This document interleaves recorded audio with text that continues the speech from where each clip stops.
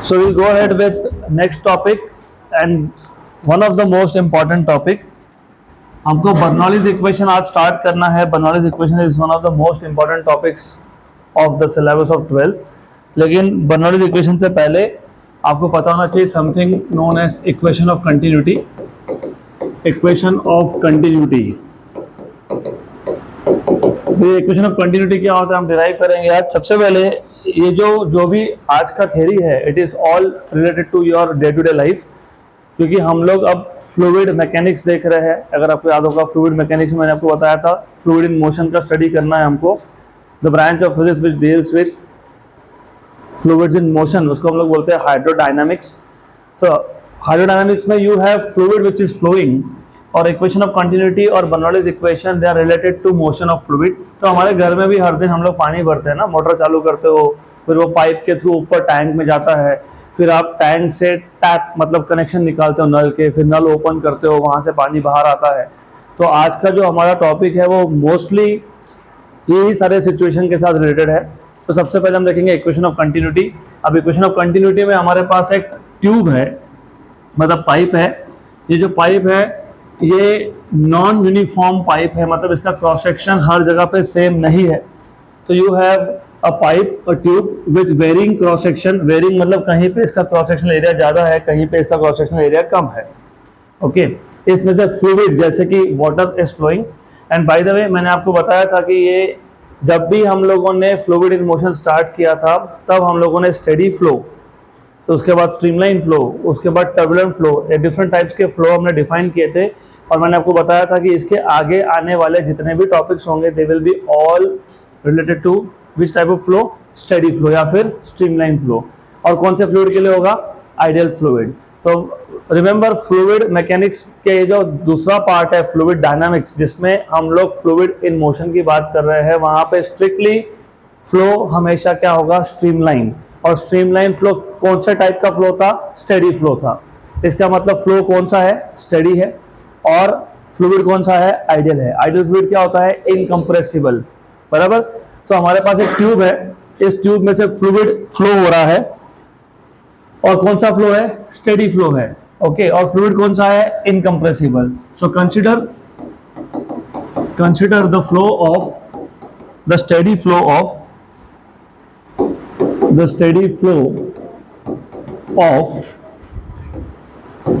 Of an ideal fluid. Ideal fluid incompressible होता है through a tube of varying cross section. Varying cross section मतलब cross sectional area उसका हर जगह पे सेम नहीं होगा, इट इज चेंजिंग. बराबर. तो यहाँ पे एरिया ज़्यादा है, आगे एरिया कम हो गया. देन फर्स्ट ऑफ ऑल आपको पता होना चाहिए कि स्टेडी फ्लो होता क्या है. स्टेडी फ्लो में किसी भी एक पॉइंट पे, मतलब इस ट्यूब में से जब लिक्विड फ्लो होगा, अभी मैं लिक्विड को वाटर ही बोल दूंगा, तो इसमें से जब वाटर फ्लो होगा और अगर मैंने यहाँ पे एक पॉइंट इमेजिन कर लिया, इस पॉइंट पे हमेशा वेलोसिटी क्या होगा, सेम होगा. क्योंकि स्टेडी फ्लो में हमने देखा था measurable properties like pressure and velocity are same at a given point. तो स्टेडी फ्लो में क्या होता है ना, किसी भी एक पॉइंट पे वेलोसिटी कांस्टेंट होता है, लेकिन point to point velocity very होता है. तो steady flow velocity at a given point is constant. Velocity at a given point is constant, but it varies from point to point. तो किसी भी एक गिवन पॉइंट पे वेलोसिटी कांस्टेंट है, दूसरे पॉइंट पे भी कांस्टेंट है, लेकिन एक पॉइंट और दूसरे पॉइंट पे वेलोसिटी का वैल्यू सेम नहीं है. तो याद रखना ये. बराबर. अब एक काम करते हैं, हम लोगों को इक्वेशन ऑफ कंटिन्यूटी डिराइव करना है, तो एक काम करते हैं, यहाँ पे हम लोग दो पॉइंट इमेजिन कर लेते हैं. लेट अस से एक पॉइंट ले लिया मैंने यहाँ पे ए और दूसरा ले लिया यहाँ पे B. What I will do is मैं आपके नोट्स के साथ जो नोट्स में मैंने नोटेशन दिया वही यूज कर लूंगा. ओके तो यहाँ पे एक पॉइंट ले लिया A, somewhere anywhere you can take. यहाँ पे एक पॉइंट कंसीडर कर लेता हूँ ए, यहाँ पे ले लेता हूँ बी पॉइंट. गुड. अब ए पे जो क्रॉस सेक्शनल एरिया है वो A1 है. तो एक काम करते हैं ना, ऐसा बोलते हैं let A and B be the two points as shown in figure, as shown in figure। ये जो A पॉइंट है, यहाँ पे जो क्रॉस सेक्शनल एरिया होगा उसको A1 बोल देंगे। तो यहाँ पे जो क्रॉस सेक्शनल एरिया है उसको A1 बोल देंगे, और B पे जो क्रॉस सेक्शनल एरिया है उसको A2 बोल देंगे। तो late A1 and A2 be the cross sectional area, be the cross sectional area at point A and B respectively, at A and B respectively। But और क्योंकि cross sectional area same नहीं है, तो जहां पे एरिया बड़ा होता है वहां पे स्पीड कम होता है, जहां पे एरिया कम होता है वहां पे स्पीड ज्यादा होता है। वो वही प्रूव करना है हमको, इक्वेशन ऑफ कंटिन्यूटी वही बताता है हमको। सिर्फ इतना बताना चाहिए, अगर एरिया ऑफ क्रॉस सेक्शन अलग अलग है तो फ्लूइड का स्पीड भी अलग अलग है। तो एक काम करते हैं, V1 and V2 be the speeds at points A and B respectively, at points A and B respectively। तो हमको इक्वेशन ऑफ कंटिन्यूटी डिराइव करना है। इक्वेशन ऑफ कंटिन्यूटी डिराइव करने के लिए हमने एक ट्यूब इमेजिन कर लिया, और जो ट्यूब है इसका क्रॉस सेक्शन एरिया सेम नहीं है, कहीं पे इसका एरिया ज़्यादा है, कहीं पे इसका एरिया कम है। इसमें से एक आइडियल फ्लूइड फ्लो हो रहा है, और फ्लो कौन सा है? स्टेडी फ्लो है। स्टेडी फ्लो में क्या होता है, किसी भी एक गिवन पॉइंट पे, जैसे ए पॉइंट पे स्पीड कितना है V1, बी पॉइंट पे कितना है V2, तो at a given point speed is always constant, लेकिन point to point it can change. तो हमने क्या किया, हमने एक ट्यूब लिया विद वेरिंग क्रॉस सेक्शन, उसमें दो पॉइंट इमेजिन कर लिए ए एंड बी, दो पॉइंट इमेजिन कर लिए। ए पे क्रॉस सेक्शन एरिया A1 है, बी पे A2 है। Velocity at A is V1 and at B is V2। तो यहाँ तक हमने अब तक जो भी है यहाँ तक देखा। अब एक काम करते हैं, एक छोटा सा सेक्शन लेते हैं, इस ट्यूब का एक छोटा सा सेक्शन लेते हैं A पॉइंट पे, और एक छोटा सा सेक्शन लेते हैं B पॉइंट पे। ये जो सेक्शन लिया हमने, इसको नाम देता हूं EFGH, और B पॉइंट पे भी एक छोटा सेक्शन इमेजिन कर लिया, इसको नाम देता हूं PQRS। तो इमेजिन या consider a section of the tube EFGH at point A and PQRS at point B। तो A पॉइंट पे एक छोटा सेक्शन ले लिया EFGH, इमेजिन कर लिया, ये इमेजिनरी सेक्शन है। B पे भी एक छोटा सेक्शन इमेजिन कर लिया हम लोगों ने PQRS। ज़्यादा क्लियर? पक्का clear? Sure.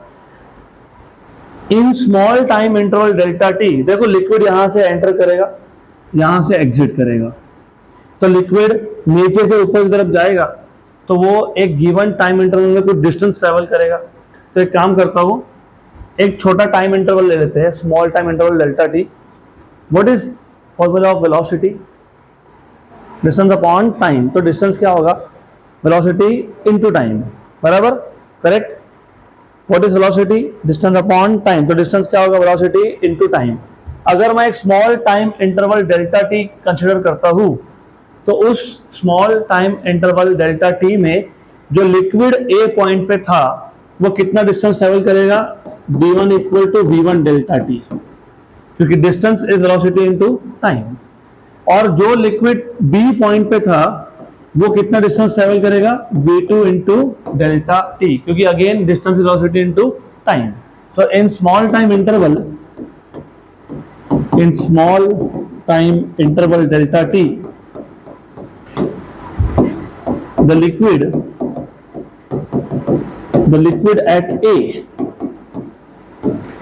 liquid at A covers a distance A point पे वेलोसिटी कितना था? V1, टाइम कितना लिया? Delta T. और ये जो D1 आया, V1 डेल्टा टी, वो क्या है? इक्वल टू Hg है। तो this is Hg equal to Hg।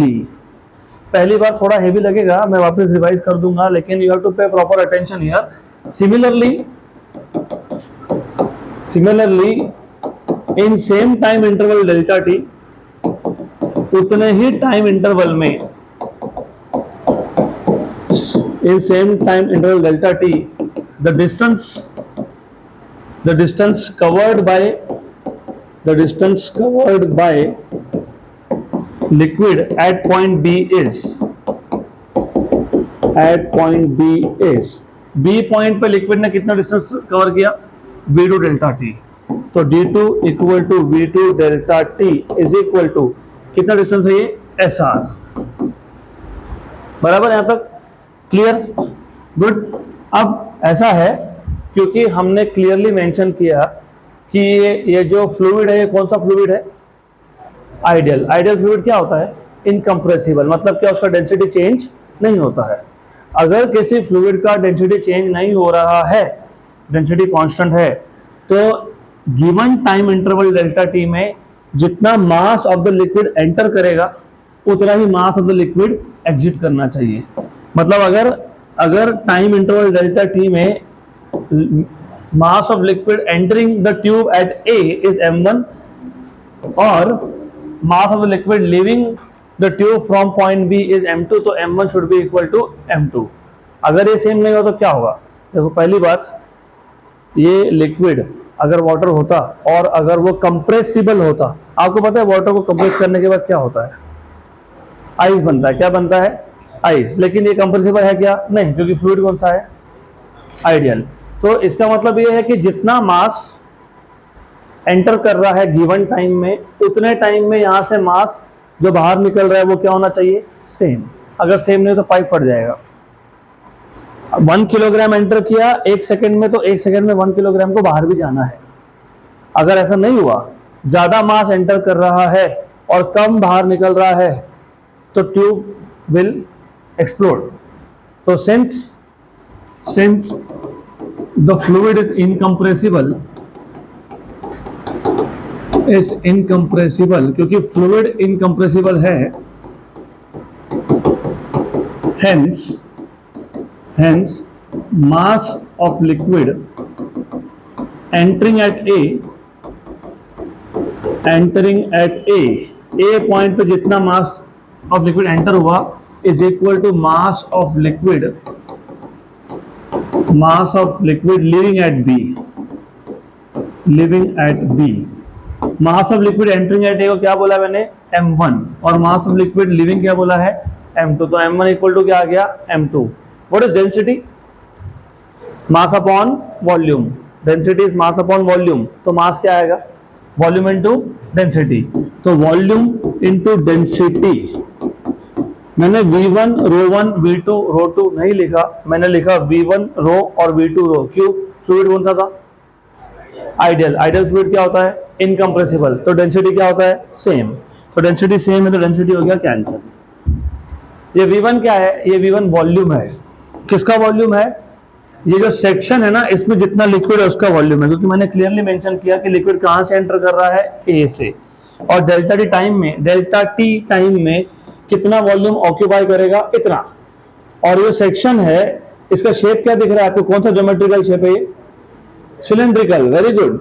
और यहां पे भी ये कौन सा शेप है, सिलेंड्रिकल। तो what is volume of cylinder, volume cylinder क्या होता है, एरिया इंटू लेंथ। क्या होता है, area into length. A section पे एरिया कितना है, A1, और लेंथ मतलब डिस्टेंस कितना है, D1। तो वॉल्यूम V1 क्या आएगा, A1 D1। तो ये क्या आएगा, A1 D1, और ये क्या आएगा, A2 D2। सही है। लेकिन D1 क्या था, V1 डेल्टा टी, और D2 क्या था, V2 डेल्टा टी। तो डेल्टा टी क्या हो गया, कैंसल। तो क्या आ गया, A1 V1 equal to A2 V2। जब ऐसा हो तो आप ऐसा लिख सकते हो, AV इक्वल टू कॉन्स्टेंट। क्या लिख सकते हो, AV इक्वल टू कॉन्स्टेंट। इसको बोलते हैं equation of continuity, equation of continuity. Clear है यहां तक, गुड। मैं वापस रिपीट करूंगा 1-2 मिनट और। अब अगर आप डायमेंशनली चेक करोगे ना, एरिया इज मीटर स्क्वायर और velocity is metre per second. तो एरिया मीटर स्क्वायर है, वेलोसिटी मीटर पर सेकेंड, तो क्या बन गया ये, मीटर क्यूब पर सेकेंड, मतलब वॉल्यूम अपॉन टाइम। तो वॉल्यूम अपॉन टाइम, इसको हम लोग ऐसा भी लिखते हैं फिर dv/dt। ये v वॉल्यूम है ये स्मॉल v वेलोसिटी है, ये v वॉल्यूम है, तो dv बाई dt, और इसी को बोलते हैं वॉल्यूम फ्लक्स। क्या बोलते हैं इसको? Volume flux. क्या बोलते हैं इसको? Volume flux. अभी आपसे मैंने पूछा था डेंसिटी क्या होता है, आपने बोला मास अपॉन वॉल्यूम। तो वॉल्यूम क्या होता है? Density is mass upon volume. तो वॉल्यूम क्या है? मास अपॉन डेंसिटी, बराबर। डेंसिटी तो कांस्टेंट था ना, कौन सा फ्लूइड है? इनकंप्रेसिबल, तो डेंसिटी कांस्टेंट है, कांस्टेंट डेरिवेटिव के बाहर, तो dm बाय dt। सही है, तो ये रो को यहां पे लेके आ जाओ, rho dv by dt is equal to क्या आ गया? dm by dt। इसको बोलते हैं मास फ्लक्स। क्या बोलते हैं इसको? मास फ्लक्स। सही है, करेक्ट, गुड। तो this is all about equation of continuity. मैं वापस बता देता हूं, थोड़ा सा स्लो जाएंगे। इक्वेशन ऑफ कंटिन्यूटी क्या है वो समझने के लिए, पहले वो डिराइव करने के लिए पहले हम ले लेंगे एक ट्यूब, और जो ट्यूब है ये नॉन यूनिफॉर्म क्रॉस सेक्शन है इसका, मतलब वेरिंग क्रॉस सेक्शन है, मतलब एरिया कहीं पे इसका ज़्यादा है, कहीं पे कम है।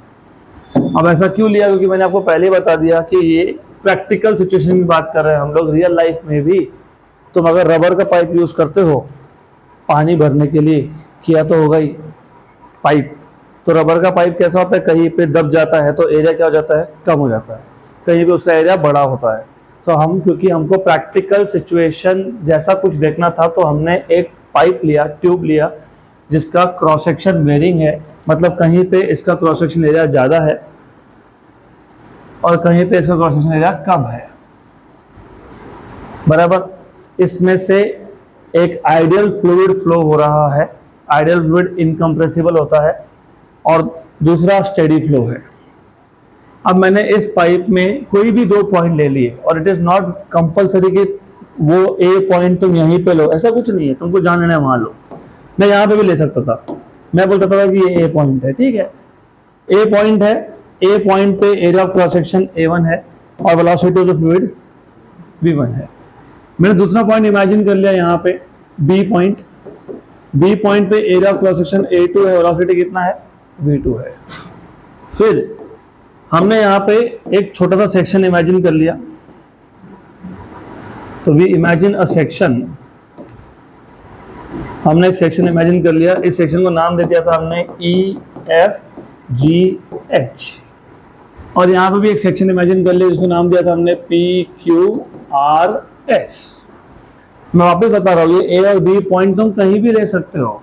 मैंने पिछले केस में थोड़ा सा ए पॉइंट अंदर लिया है, बी भी अंदर लिया, यहाँ पे मैं ए को बाउंड्री पे रख रहा हूँ, बी को थोड़ा अंदर ले रहा हूँ, ठीक है, कोई दिक्कत नहीं है, इट्स ओके। यहाँ तक क्लियर?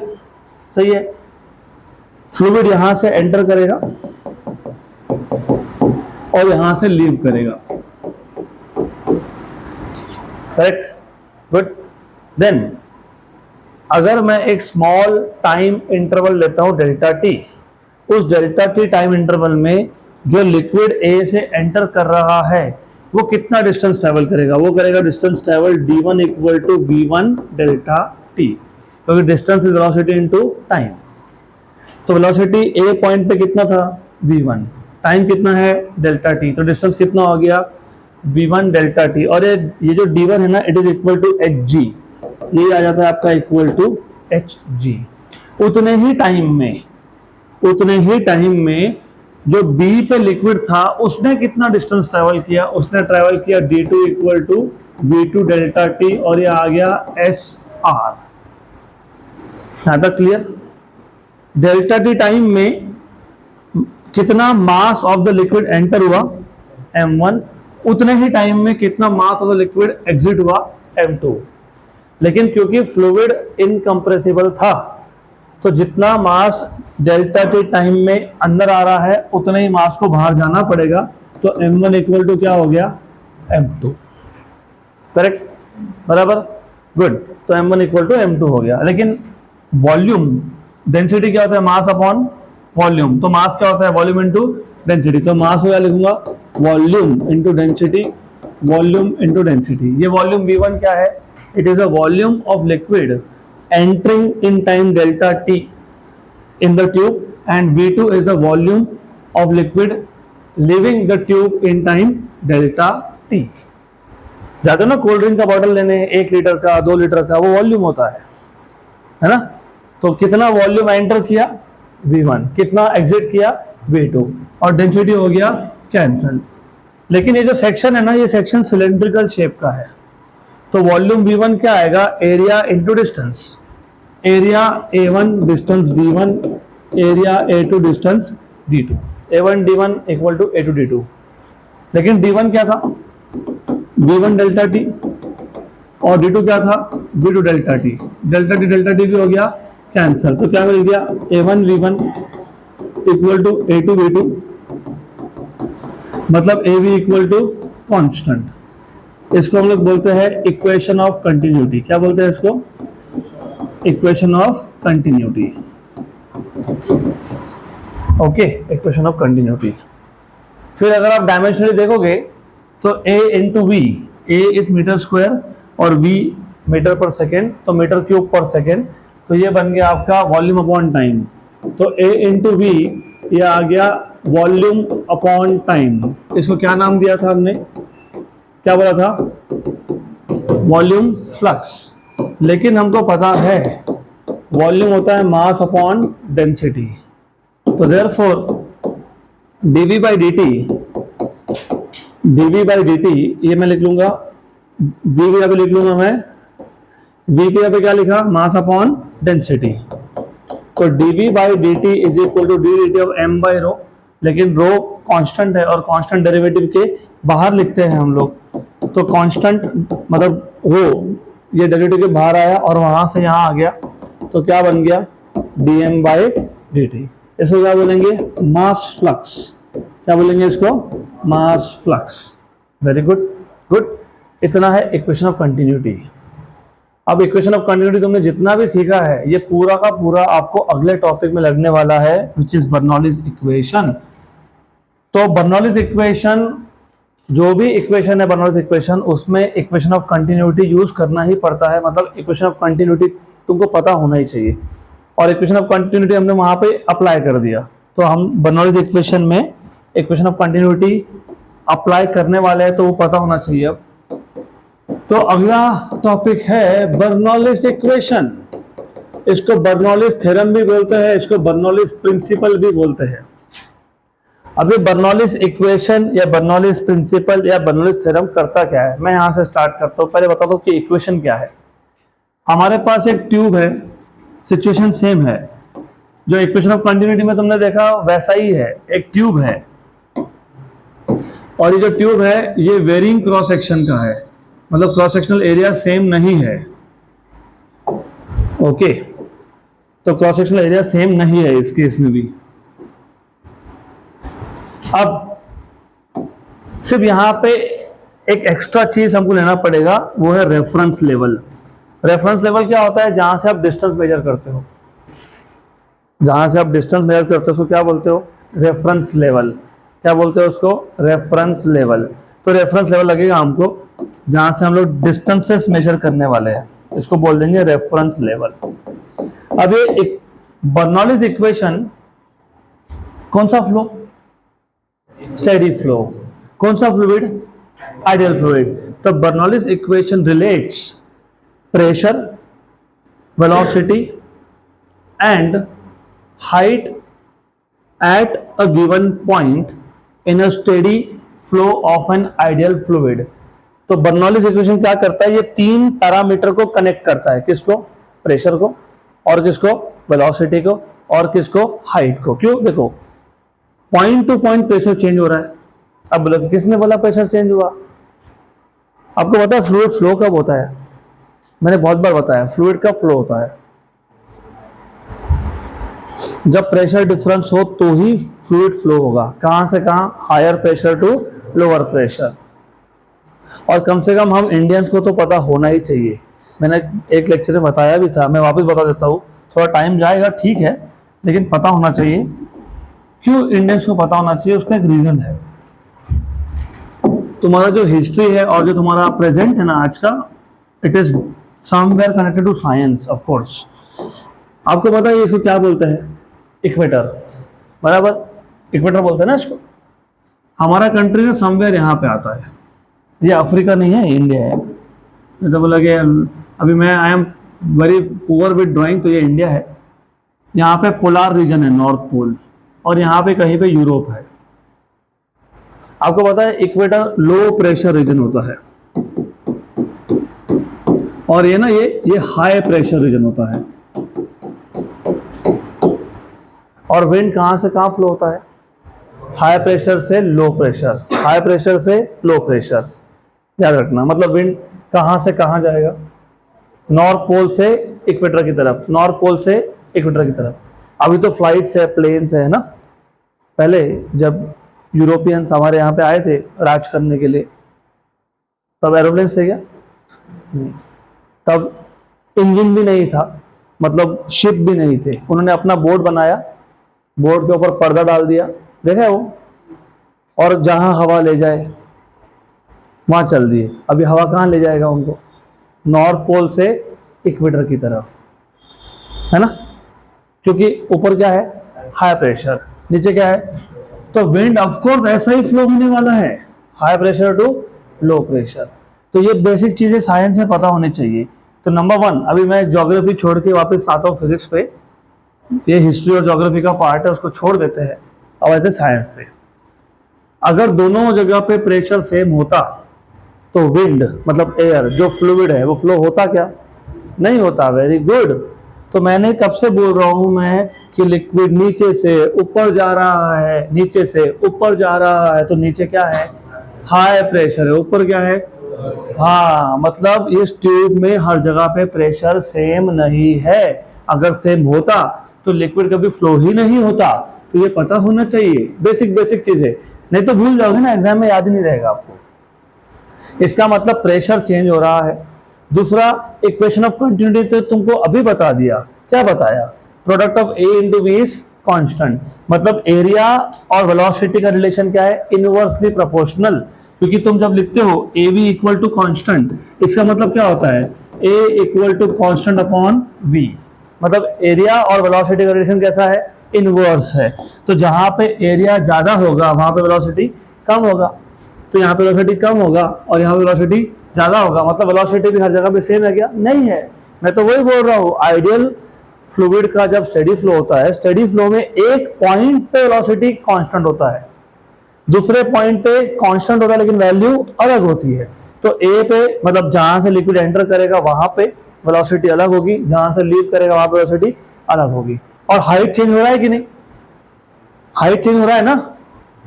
अपने घर में ऐसे होता है ना, पानी आता है, फिर मोटर लगाते हो, फिर पानी कहां से कहां लेके जाते हो? नीचे से ऊपर टंकी तक। तो हाइट चेंज हो रहा है कि नहीं? तो यहाँ पे प्रेशर भी चेंज हो रहा है पॉइंट टू पॉइंट, वेलोसिटी भी चेंज हो रहा है पॉइंट टू पॉइंट, और क्या चेंज हो रहा है? हाइट। तो बर्नौलीज इक्वेशन बस इन तीनों पैरामीटर को कनेक्ट करता है, एक इक्वेशन देता है वो। तो बर्नौलीज इक्वेशन रिलेट्स किसको रिलेट करता है? Pressure at a point, pressure, velocity and height at a point of a steady flow, या फिर इन अ स्टेडी फ्लो। किसका फ्लो? कौन सा फ्लूइड का? कौन सा fluid? Ideal fluid, of an ideal fluid. तो जो भी फाइनल इक्वेशन बनेगा उसमें 3 टर्म दिखेंगे। एक में प्रेशर आएगा, एक में वेलोसिटी होगा, और एक में क्या होगा? हाइट होगा। करेक्ट। थोड़ा सा हैवी होने वाला है टॉपिक ये इक्वेशन ऑफ कंटिन्यूटी के भी आगे जाएगा आप, और फिर उसके एप्लीकेशंस हमको देखने हैं, इसके लिए पूरा ध्यान होना चाहिए। यहाँ तक क्लियर? तो जैसे हमने पिछले केस में किया, हमने 2 पॉइंट इमेजिन कर लिए, यहाँ पे भी 2 पॉइंट इमेजिन कर लो, कोई भी 2 पॉइंट इमेजिन कर लो। चलो एक यहाँ पे करते हैं जहां से लिक्विड एंटर कर रहा है, एक जहां पे एग्जिट कर रहा है वहां से। और नोटेशन अगेन मैंने जो आपको नोट्स दिए है उसमें जो डायग्राम है उसके हिसाब से चलूंगा मैं। तो एक काम करता हूं, मैं एक पी पॉइंट ले लेता हूं यहाँ पे, और एक लेता हूं क्यू पॉइंट यहाँ पे, क्यू या आर जो भी बोला होगा, आर बोला है, चलो R point. So imagine imagine point P and R as shown in figure, as shown in figure, right? अब एग्जाम में ना अगर आपको ज्यादा टेंशन नहीं लेना ना, रटना नहीं है, कैसे लिखे कुछ नहीं करना, तुमने बता दिया बर्नौलीज इक्वेशन क्या करता है, यस, तुमने फिर 2 पॉइंट ले लिए, यस, उससे पहले एक सेंटेंस डाल देना, consider the steady flow of an ideal fluid through a tube of varying cross section. वो हमने लिखा था यहाँ पे, देखो लिखा था क्या लिखा था, consider the steady flow of an ideal fluid through a tube of varying cross section. Okay, तो जो समझा है वो एक्सप्लेन करना है, डन। तो यहाँ पे भी मैं वो एक स्टेटमेंट लिख देता हूँ, फिर ये 2 पॉइंट बाद में इमेजिन करता हूँ मैं, अभी फिलहाल वो एक स्टेटमेंट लिख देता हूँ मैं यहाँ पे, आ गया, गुड। अभी हम वो 2 पॉइंट इमेजिन कर लेते हैं, imagine point P and point R as shown in figure, as shown in figure।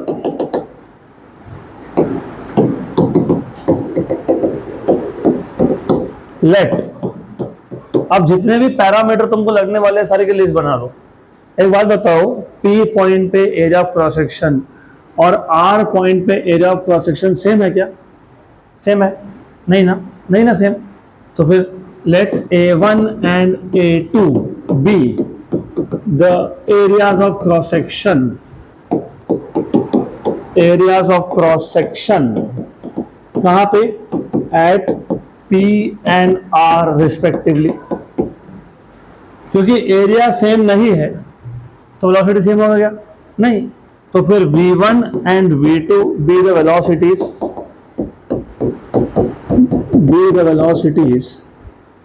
at P and R respectively।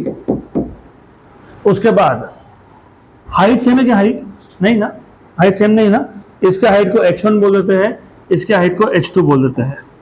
h1 and h2, h1 and h2 be the heights, h1 and h2 be the heights at P and R respectively। Good. तो आपको करना क्या होगा, आपको ऐसे 2 point imagine कर लेने होंगे एंड देन सारे पैरामीटर्स लिस्ट कर लो। Area of cross section A1 A2, speed V1 V2, height H1 and H2, और हाइट तुमने कहाँ से मेजर किया? With respect to reference level. तो with respect to reference level, with respect to reference level,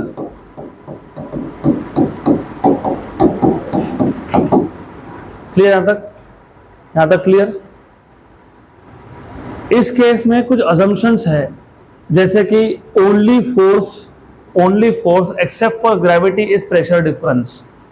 मैंने आपको Laplace law of spherical membrane भी बताया था, मैंने अभी आपको आज भी बताया। Laplace law of spherical membrane याद है कि आपको? क्या था Laplace law of spherical membrane?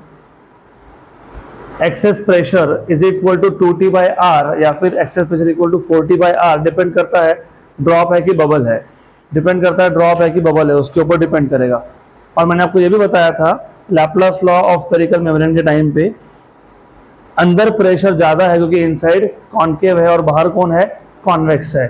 तो ये जो स्फीयर था इसका रेडियस, मतलब जो ड्रॉप था इसका रेडियस क्या था? बढ़ गया। क्यों बढ़ गया? क्यों इंक्रीज हुआ था? क्योंकि अंदर प्रेशर ज़्यादा है, बाहर प्रेशर कम है। तो फोर्स का डायरेक्शन क्या होता है? आउटवर्ड, मतलब from higher pressure to lower pressure. अब तो बताया मैंने, आज ही बताया, नॉर्थ पोल से इक्वेटर की तरफ विंड क्यों फ्लो होता है? क्योंकि higher pressure to lower pressure wind flow होता है। तो फोर्स का डायरेक्शन क्या होता है? Higher pressure to lower pressure.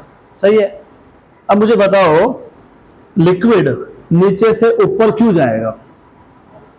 क्योंकि नीचे क्या है? हायर प्रेशर, ऊपर क्या है? इसका मतलब यहाँ पे एक फोर्स है ड्यू टू प्रेशर डिफरेंस, है ना? तो यहाँ पे एक फोर्स है due to pressure difference.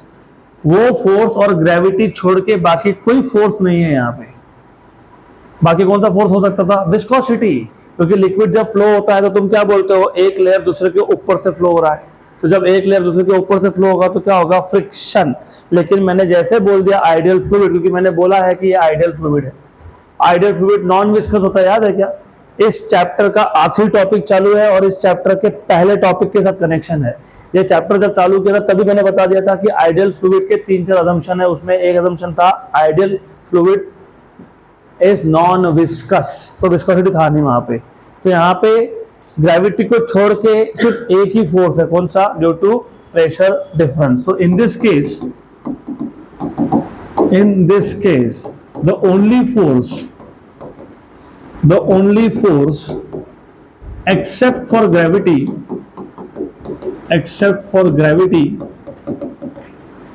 is the force due to pressure difference,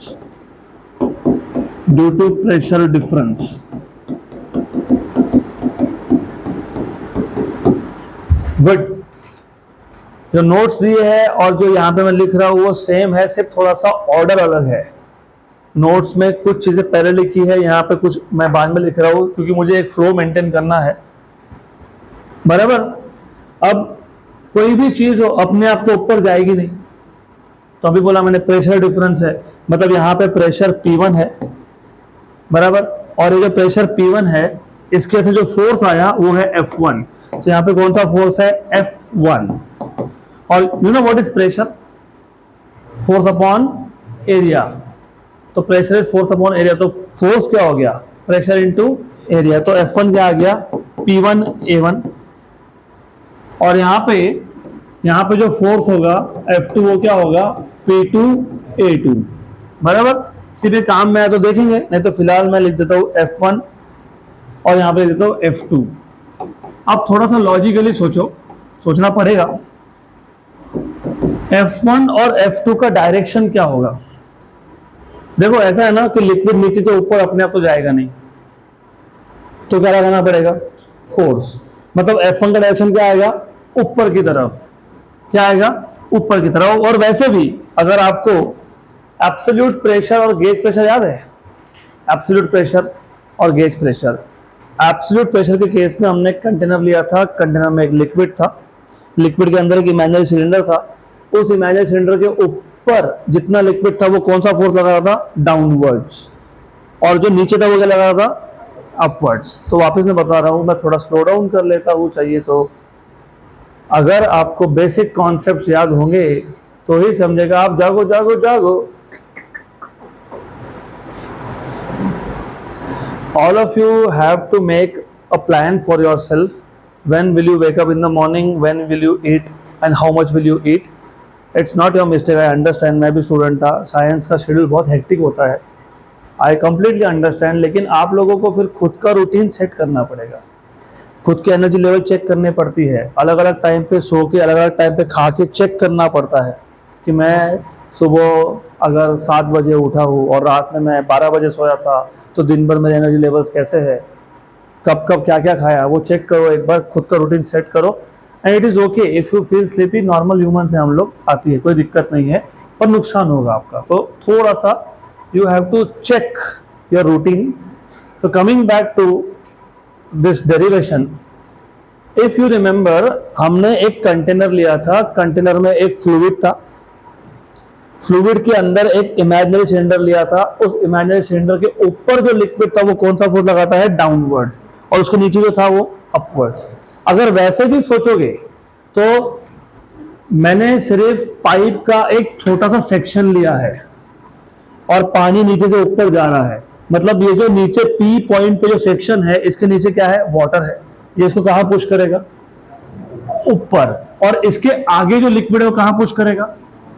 कहां पुश करेगा? डाउनवर्ड्स। ये तो हमने देखा था ना, कब देखा था? एब्सोल्यूट प्रेशर के केस में। एक सेक्शन के ऊपर जो लिक्विड होता है वो कहां पुश करता है? डाउनवर्ड्स। और जो नीचे होता है वो कहां पुश करता है? अपवर्ड्स। या तो ऐसा सोचो, या फिर there is one more way of thinking. Liquid अपने आप तो ऊपर जाएगा नहीं, तो नीचे जो भी फोर्स होगा डायरेक्शन होना चाहिए अपवर्ड्स। और जो ऊपर है उसका डाउनवर्ड क्यों होना चाहिए? क्योंकि ये फोर्स अपोज कर रहा है, इसी के लिए तो हमको वर्क डन करना पड़ेगा ना। अगर ये फोर्स अपोज करता ही नहीं तो लिक्विड को ऊपर जाने से कोई रोक ही नहीं रहा है, तो वर्क डन किस चीज का होगा फिर? तो there are two ways of thinking, F1 is upwards, it is supporting pushing the liquid, F2 is opposing the liquid. याद रहेगा यहाँ तक? पक्का पक्का बराबर। और जहां जहां फोर्स हो वहां वहां क्या होता है, क्या होता है? वर्क डन होता है। क्या होता है? वर्क डन होता है। तो सिमिलरली अभी क्या करेंगे ना, यहां पे एक सेक्शन ले लेंगे, यहां पे एक सेक्शन इमेजिन कर लेंगे, जैसे लास्ट केस में किया था। इस सेक्शन को नाम देता हूं PQ। वैसे ही यहां पे एक सेक्शन ले लिया, लेट अस से RS। क्लियर यहां तक? गुड। तो ये जो फोर्स है F1 इसने वर्क किया W1, और W1 ये लिक्विड को ऊपर पुश करने में सपोर्ट कर रहा है। ये जो फोर्स है F2 इसने वर्क किया W2, जहां भी फोर्स है, फोर्स क्या करता है? वर्क। F2 अपोज कर रहा है तो W2 भी क्या करेगा? अपोज करेगा। तो जो नेट वर्क डन होगा, therefore net work done is, what is net work done? W equal to W1 minus W2। Minus क्यों आया अभी बताया। F1 का डायरेक्शन क्या है? ऊपर, और F2 का क्या है? नीचे। तो जो वर्क डन W1 होगा वो लिक्विड को ऊपर भेजने में वर्क कर रहा है, और जो W2 वर्क है वो लिक्विड को अपोज कर रहा है। तो W2 माइनस क्यों आया? Because of opposition. क्लियर यहां तक? पक्का पक्का, sure sure, 100%। But if you know work equal to PdV, सुना है?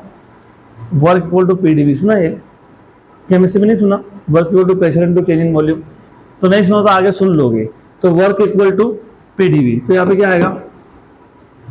W1 equal to P1 dV, W2 क्या आएगा? P2 dV। देयरफॉर ये जो W है ये बन जाएगा P1 dV minus P2 dV। तो P1 माइनस P2 dV। अब मैंने यहाँ पे dV1 और dV2 क्यों नहीं लिखा, अब वो समझा देता हूं मैं आपको। लिखा क्या मैंने वहां पे? dV1 dV2 नहीं। तो अब अगर आपको याद होगा, यूजिंग इक्वेशन ऑफ कंटिन्यूटी, मैंने इसलिए बोला था कि आपको इक्वेशन ऑफ कंटिन्यूटी भी लगने वाला है। तो यूजिंग इक्वेशन ऑफ कंटिन्यूटी, अब इक्वेशन ऑफ कंटिन्यूटी क्या होता है हमको याद है? Mass of liquid entering equal to mass of liquid leaving, M1 equal to M2। सही है, करेक्ट। इसको मैं बोलता हूँ DM। क्या बोल देता हूँ इसको मैं? DM क्यों? क्योंकि मास एंटरिंग इन टाइम स्मॉल, तुमने टाइम इंटरवल क्या लिया था? स्मॉल। तो अगर स्मॉल टाइम इंटरवल है तो मास भी कितना एंटर करेगा? स्मॉल, और निकलेगा भी कितना? स्मॉल। तो इसलिए मैंने DM बोल के रखा है इसको। But what is mass? Volume into density.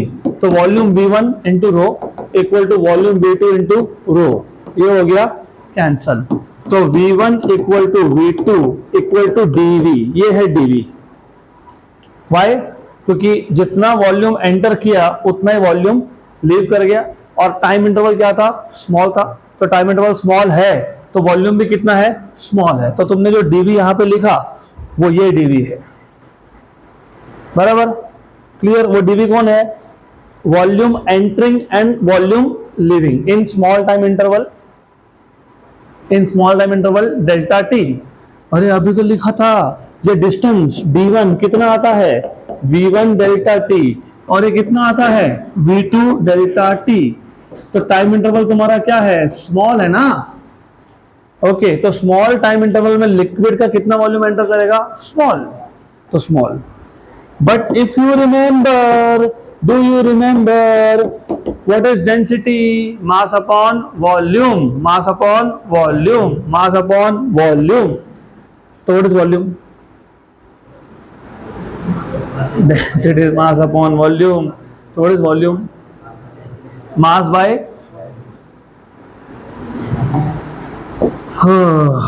चलो ठीक है, मैं बिना डेंसिटी के काम चला लूंगा। अब यहां तक आ जाओ। यह आ गया वर्क डन। इसको बोलते हैं इक्वेशन नंबर 1। मैं वापस थोड़ा पीछे लेके जाता हूं। मैंने पहले ही बोल दिया था ये हेवी टॉपिक है, फिजिक्स इज इमेजिनरी, तो तुमको कंसंट्रेट करना पड़ेगा। ट्यूब था, क्रॉस सेक्शनल एरिया वेरिंग है, घर में टाकी होती है, नीचे मोटर लगाते हो, पाइप के थ्रू पानी भरते हो, वही सिचुएशन है।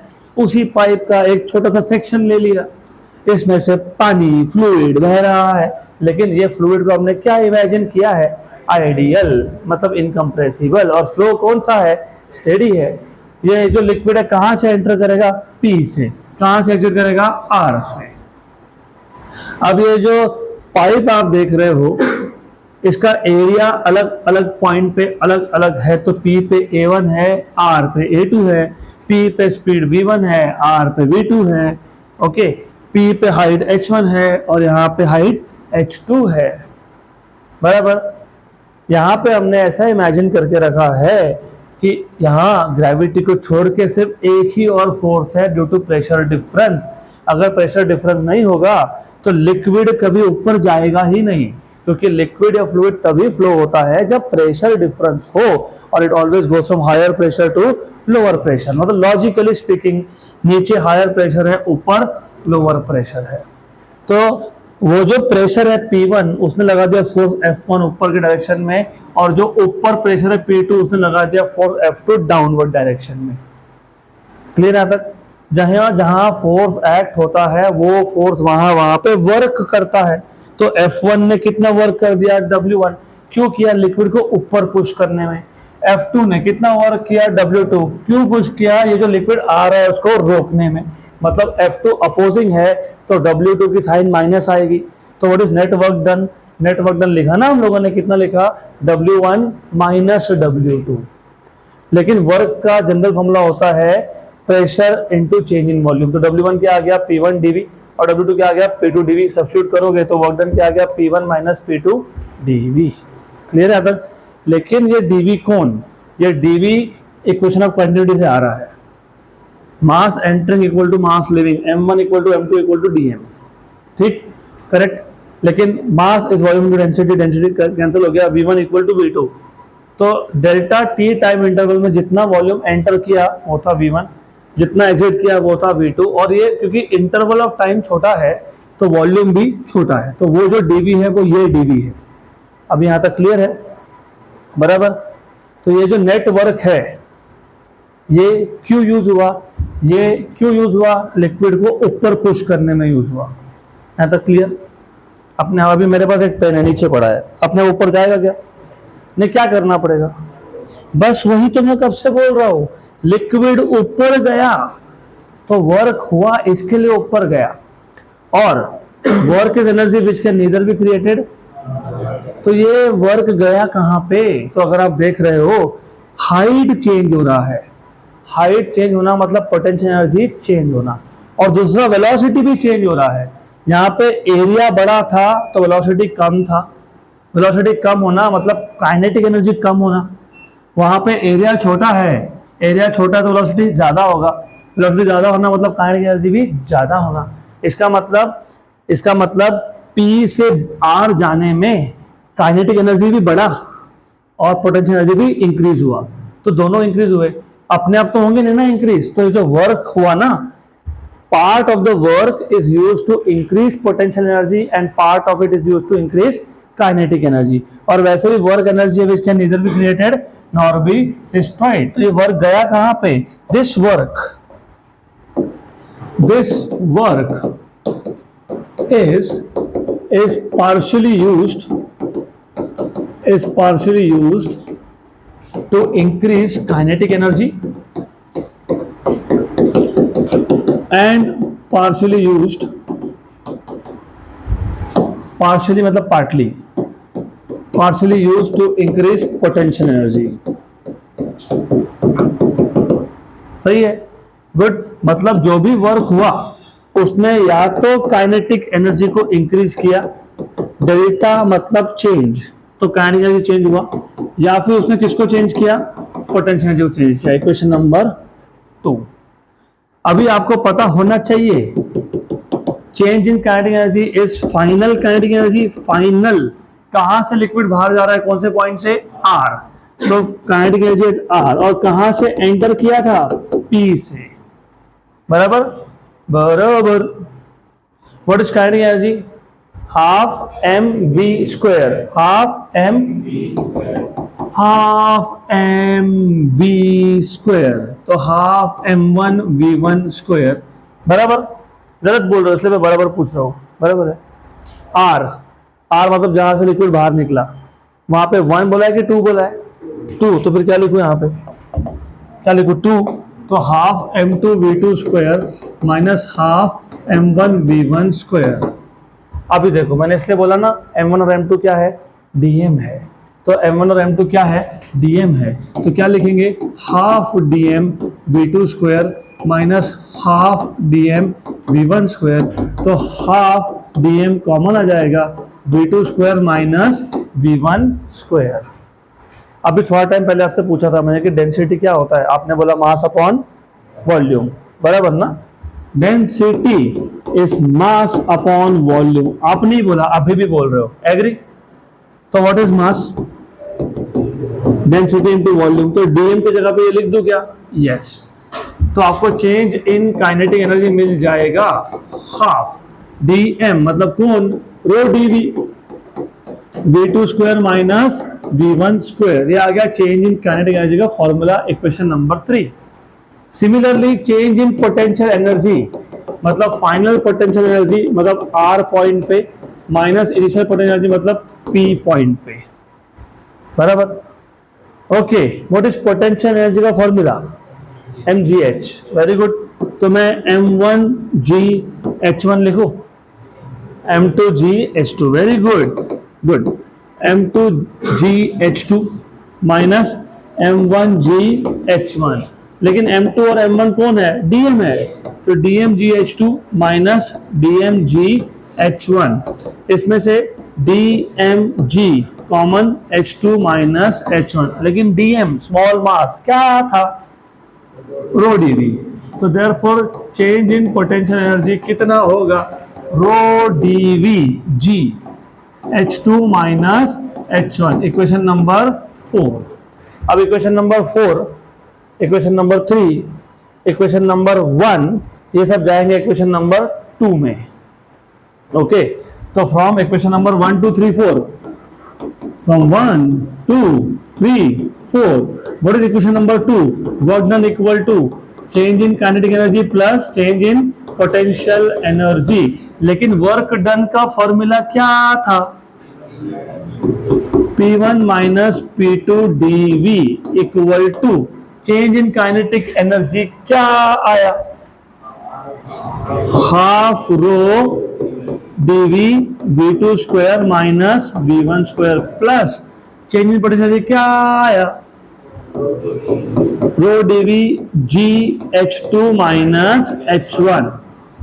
राइट हैंड साइड से क्या कॉमन निकलेगा, रो डीवी। ओके, रो डीवी निकलेगा ना, मत निकालो, सिर्फ डीवी निकालो, क्योंकि लेफ्ट हैंड साइड पे भी क्या है, डीवी, तो क्या हो जाएगा, कैंसल।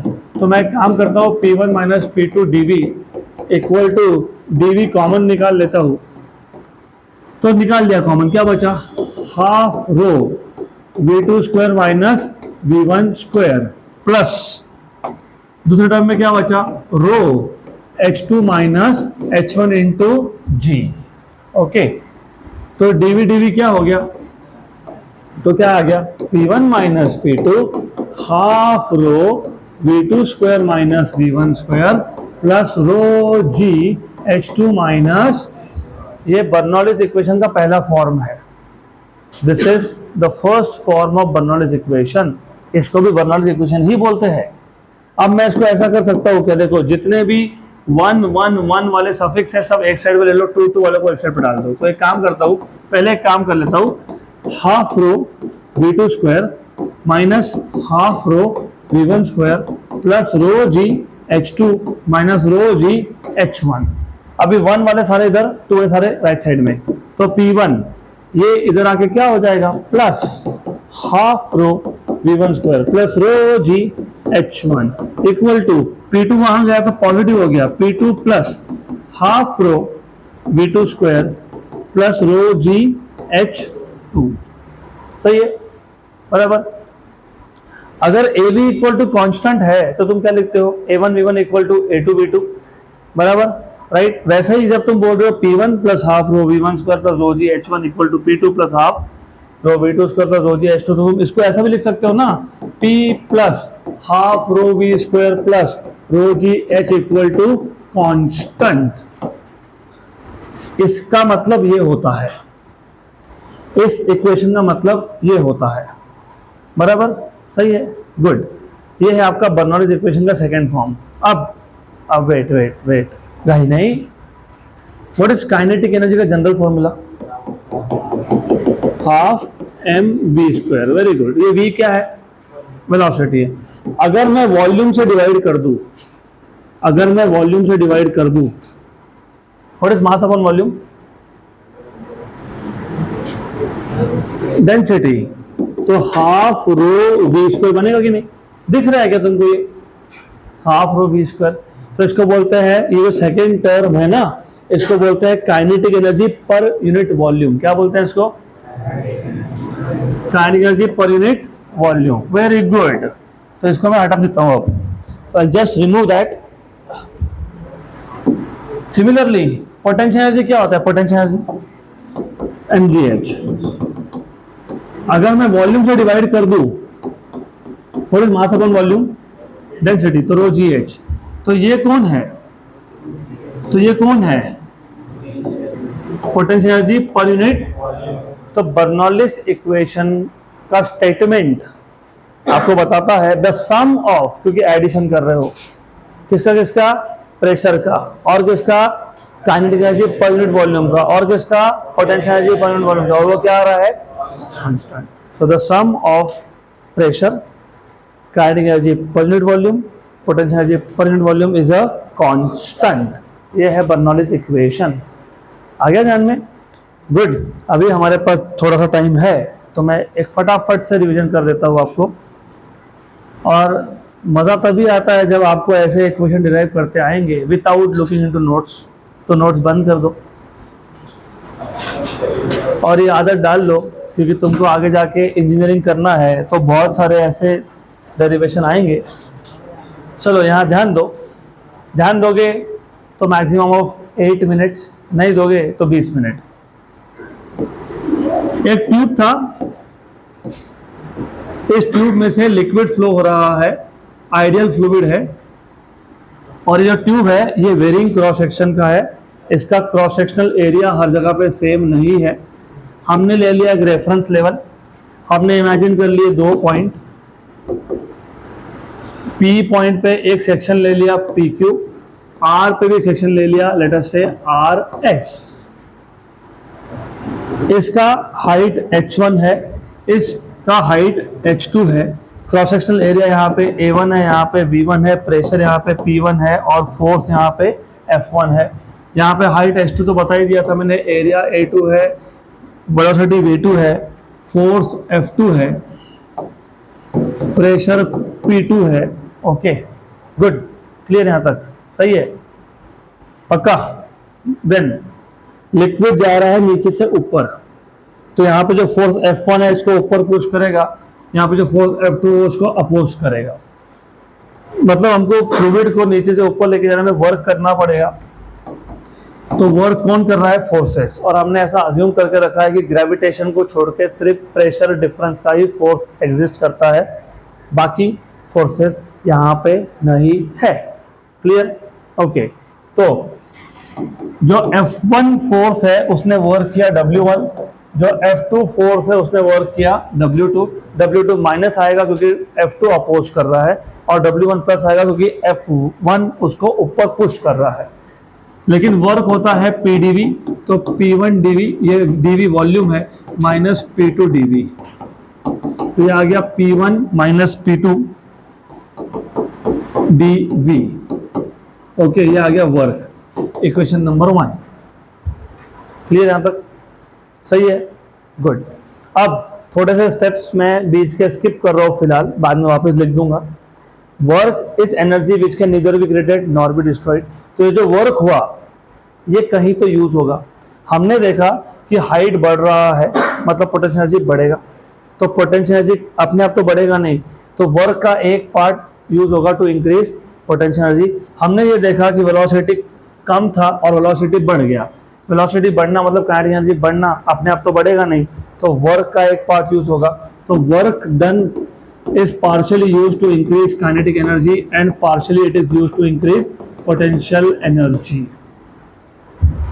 Equation 2. अब एनर्जी कितना, काइनेटिक एनर्जी कितना बड़ा, तो फाइनल काइनेटिक एनर्जी, फाइनल मतलब जहां से लिक्विड बाहर आ रहा है आर पॉइंट से, माइनस इनिशियल मतलब जहां से एंटर कर रहा है पी पॉइंट, ये हो जाएगा half m2v2 square minus half m1v1 square. लेकिन हमको इक्वेशन ऑफ कंटिन्यूटी से पता है कि m1 और m2 क्या होता है, सेम, और ये क्या है, dm इज स्मॉल मास, बराबर। तो ये आ जाएगा हाफ कॉमन, m1 और m2 को लिख देंगे dm v2 square minus half dm v1 square, तो ये आ जाएगा half dm v2 square minus v1 square. लेकिन हमको पता है dm mass is density into volume, बराबर। तो ये dm की जगह पे लिख देंगे रो dv, तो आपको मिल जाएगा change in kinetic energy equal to half rho dv v2 square minus v1 square, equation number 3, क्योंकि 2 तो वहां हो गया था 3। सिमिलरली पोटेंशियल एनर्जी का change is final potential energy minus initial potential energy, मतलब m2gh2 माइनस m1gh1, लेकिन m2 is dm, okay. तो m1 भी क्या है, dm, तो dmg कॉमन, तो क्या आ गया h2 माइनस h1, लेकिन dm खुद क्या है, रो dv, तो ये है rho dv g h2 minus h1, equation number 4। तो इक्वेशन नंबर 1, 3 और 4 इक्वेशन 2 में सब्स्टिट्यूट करेंगे, तो फ्रॉम 1 2 3 4, इक्वेशन नंबर 2 था work done equal to change in kinetic energy plus change in potential energy. Equation 1 ने बताया कि ये W कितना है, बताया ना उसने, क्या बताया, P1 माइनस P2 dV है। इक्वेशन नंबर 3 ने बताया कि चेंज इन काइनेटिक एनर्जी कितना है, half rho dV v2 square minus v1 square, और इक्वेशन 4 ने बताया कि चेंज इन पोटेंशियल एनर्जी कितना है, देखो लिखा हुआ है rho dV g h2 minus h1, dV cancel, तो P1 minus P2 equal to half rho v2 square minus v1 square plus rho g h2 minus h1। ये बर्नौलीज इक्वेशन का पहला फॉर्म है। तुम इसी को लिख सकते हो P1, ये जो 1 वाले टर्म है सारे लेफ्ट में ले लेंगे, plus half rho v1 square plus rho g h1 equal to P2 half rho v2 square plus rho g h2। इसी का मतलब ये होता है कि P plus half rho v square plus rho g h is equal to constant. ये जो second term है ये है kinetic energy per unit volume, ये जो थर्ड टर्म है ये है potential energy per unit volume, मतलब sum of pressure, kinetic energy per unit volume and potential energy per unit volume is a constant, correct. दूसरी बार अच्छे समझा ना आपको। तो रीडिंग ऐसा ही होता है, पहले रीडिंग में थोड़ा सा तुमको समझेगा, मैक्सिमम नहीं समझेगा, सेकेंड टाइम तुम जब पढ़ोगे तो थोड़ा और क्लियर होगा, और थर्ड टाइम में एकदम परफेक्ट होगा। पहली बार में कॉन्सेप्ट नया होता है, इसके लिए जल्दी नहीं समझ में आता है। तो while you are reading for the first time, पढ़ते पढ़ते सिर्फ इंपॉर्टेंट पॉइंट्स को हाईलाइट करो, सेकेंड टाइम में 80% काम हो जाएगा, और थर्ड टाइम में 100% तुमको समझ में आ जाएगा। उसके बाद एक बार नोट्स बंद करना and then try to write down whatever you remember, okay. और ये कुछ भी नहीं है, इट इज थोड़ा सा लेंदी है तो याद रखना पड़ता है ना। So that's it for today, बाकी देखते हैं अगले लेक्चर में।